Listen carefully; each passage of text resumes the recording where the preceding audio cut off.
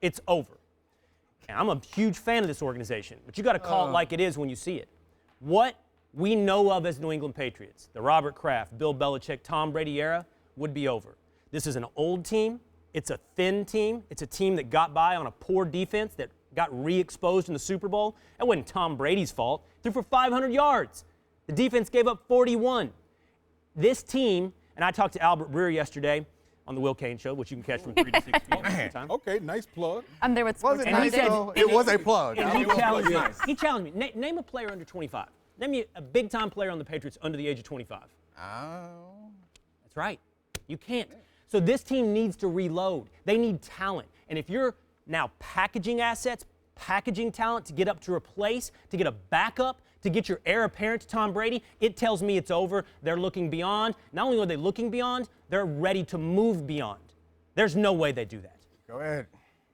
First, listen, I know I have to answer the question, but first, I don't see any way that they would just package picks to move up to go get a quarterback. I mean, you have to go up high, like really high. It's not something they've done.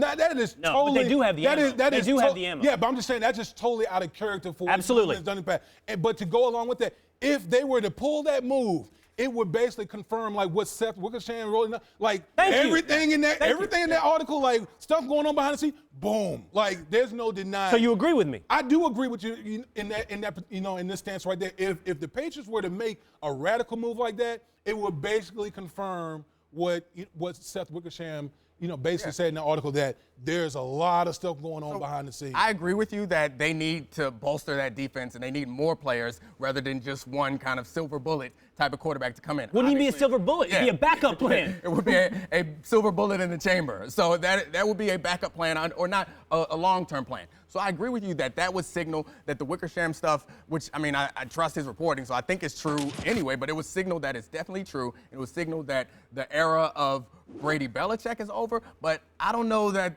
the era of the successful Patriots is over. Like, I've seen what Bill Belichick and his coaching staff have done with quarterbacks not named Tom Brady, and I would love to see what they would do with a particular player, maybe Lamar Jackson. Like, he would be a guy that probably won't slide to where they are, but if he does, I'd be surprised if they pass up on him. He'd be the type of guy that if they wanted to package picks to move up, I'd like to see them package picks to move up for.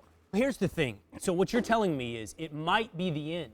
My prediction that it would be over of the Patriots as we know them, the Brady Patriots, the Brady Belichick Patriots, it might signal the end of that. We're all on the same page. But you're telling me it doesn't necessarily mean it's the end of the winning Patriots. Right. And what I would say is this, and I know that I'm sitting at the table with a former New England Patriot. I've said this so many times. The value of Tom Brady in particular to this, I think, is constantly underrated. And I think it's being highlighted right now. As Rob Gronkowski chafes under the pressure of Bill Belichick, as Malcolm Butler chafed all the way out of New England, what we learn is this. It's just so hard to be a New England Patriot. It's hard to be under Bill Belichick. It might even be so hard that if the best player on the team weren't willing to take it, no one else would. I agree. So Tom Brady's value and ability to make that thing cohesive and to continue winning culture, to take the punishment, is so undervalued. Are you going to tell me that you just know Lamar Jackson's going to come in and do that? No, I don't know that. Or Mason Rudolph?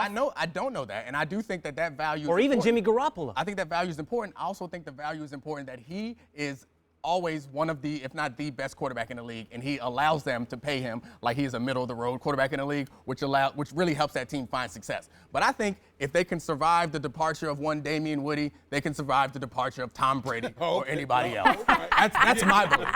Is that if they can survive a Woody-less future, then Brady is also expendable. Aww. I mean, I know I was good and everything, but I wouldn't put myself out there like that. But listen, Will, one thing I will say is, I think people, and I constantly brag on Coach Belichick because I know how great I played under, I know how great of a coach he is. But when you have a great quarterback like Tom Brady, man, it covers up so many things on your team.